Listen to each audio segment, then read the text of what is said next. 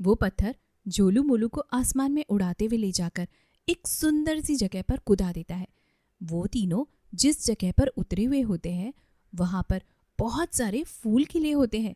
झोलू लपक कर फूलों के पास चला जाता है और उसकी महक में एक लंबी सांस लेते हुए कहता है, मोलू ये देखो कितनी खूबसूरत वाटिका है और ये महल कितना ज्यादा आनंद से भरा हुआ है। मोलू भी झपट कर झोलू के पास आ जाता है और एक लंबी सांस लेते हुए कहता है, हाँ, दुनिया में ऐसी भी जगह है, कितनी गजब की जगह है, मेरा बस चले तो मैं यहीं पर जिंदगी गुजार दूं।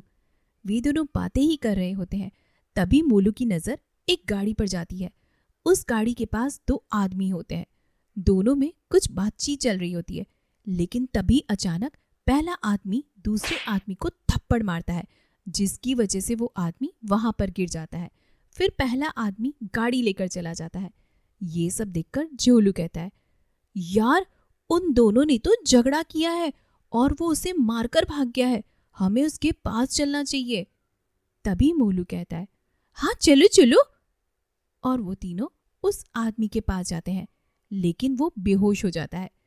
झोलू मोलू उसके पास पहुंचकर उसे बुलाने लगते हैं, लेकिन वो तो बेहोश हो चुका होता है। इसलिए वो पत्थर जादू करता है, जिससे कि वो आदमी उठ जाता है। आदमी के उठने के बाद मोलू उससे पूछता है, तुम कौन हो और वो कौन था? वो तो तुम्हें यहाँ पर छोड़कर चला गया है, और क्यों चला गया है?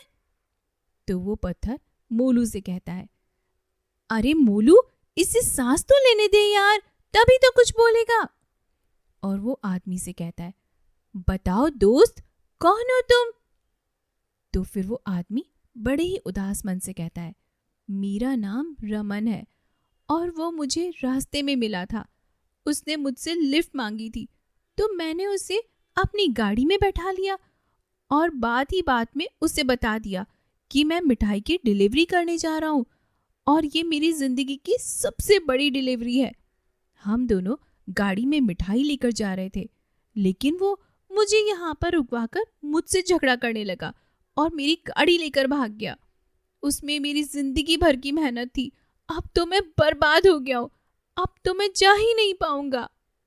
तो फिर मोलू कहता है, अच्छा उसने तुम्हें धोखे से लूटा है, लेकिन तुम चिंता मत करो दोस्त, मैं तुम्हें तुम्हारी गाड़ी वापस दिलवाऊंगा। क्यों जी पत्थर जी, क्या बोलते हो? वो पत्थर भी कहता है, हाँ तुम हमें बताओ अभी वो कहाँ पर होगा और रास्ता किधर है? मैं तुम्हें बताऊं, हम उड़ भी सकते हैं। अब बताओ हमें कहाँ चलना है? फिर उस आदमी की मदद से वो तीनों उस जगह पर जाते हैं जहां पर एक दरवाजा होता है।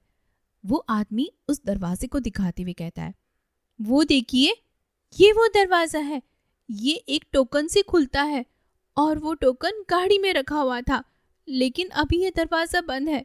मतलब कि वो यहाँ पर नहीं पहुंचा है, लेकिन जल्दी ही पहुंच रहा होगा। आप सब मेरी गाड़ी मुझे वापस दिलवा दोगे ना? बोलो। तो झोलू कहता है, हम दिलवा तो देंगे, तुम ये बताओ इसे खोलने के लिए क्या करना पड़ता है? तो वो आदमी दरवाजे के पास जाकर बताता है कि इसमें टोकन डालना होता है और इस खटके को ऊपर उठाना होता है, जिससे कि दरवाजा खुल जाता है। फिर वो पत्थर कहता है, ठीक है अब हम सिखाएंगे उस डकैत को सबक। और वो सभी को वहां से थोड़ी दूर जाने को कहता है और खुद उस दरवाजे पर जादू करता है और इन सबके पास आ जाता है। फिर झोलू पूछता है, क्या किया तुमने? तो वो पत्थर कहता है, तुम बस देखते रह जाओ। कुछ देर बाद वो आदमी गाड़ी से वहां आता है और दरवाजे में टोकन डालता है और उसके खटके को ऊपर की ओर उठाता है, जिससे कि दरवाजा खुल जाता है। लेकिन अब उसका हाथ उस खटके में चिपक चुका होता है, जिसकी वजह से वो वहीं पर खड़ा रह जाता है।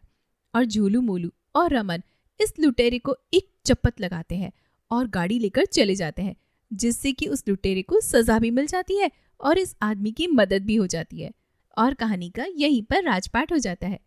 और ऐसे ही हमारे अच्छे अच्छे वीडियो को देखने के लिए हमारे चैनल को जल्दी से सब्सक्राइब कर दें। और अगर आपको हमारी कहानियाँ पसंद आ रही हो तो हमें कमेंट बॉक्स में ज़रूर से बताइए। मिलते हैं अगली स्टोरी में, तब तक के लिए धन्यवाद।